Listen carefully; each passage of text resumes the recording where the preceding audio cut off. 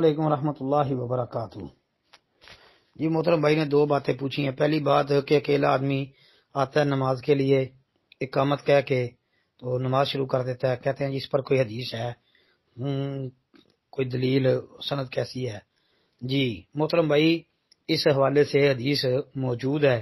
سنن ابی داود 1203 نمبر، سنن نسائی 667 نمبر اور صحیح ابن حبان 260 نمبر پر حدیث ہے۔ عقبہ بن عامر رضی اللہ عنہ کہتے ہیں میں نے نبی علیہ الصلوۃ والسلام کو فرماتے سنا، آپ نے کہا کہ تمہارا رب بکریوں کے اس چرواہے پر خوش ہوتا ہے، تعجب کرتا ہے جو پہاڑ کی چوٹی پر اکیلا ہی نماز کے لیے اذان کہتا ہے اور نماز پڑھتا ہے۔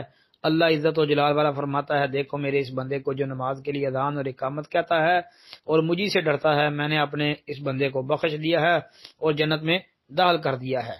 جی تو یہی ایک روایت ہے جس سے اہل علم نے دلیل پکڑی ہے کہ اکیلا آدمی جو ہے وہ اس طرح اقامت کہہ کے نماز پڑھ سکتا ہے۔ جی تو اگر اکیلا آدمی اقامت کہہ کے نماز شروع کر دے گا تو ٹھیک ہے، کوئی ساتھی اگر ساتھ اس کے آگے مل جاتا ہے تو اچھی بات ہے، جماعت بن جاتی ہے۔ یہ دلیل ہے، اسی سے اہل علم نے یہ موقف اختیار کیا ہے۔ تو حدیث بھی انشاءاللہ صحیح حدیث، بالکل اس میں کوئی علت جو ہے وہ نہیں ہے انشاءاللہ۔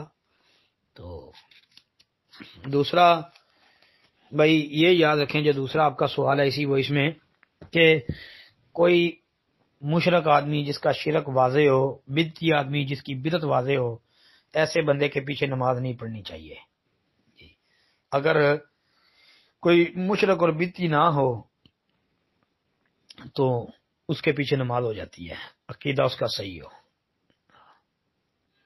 جی السلام علیکم ورحمۃ اللہ۔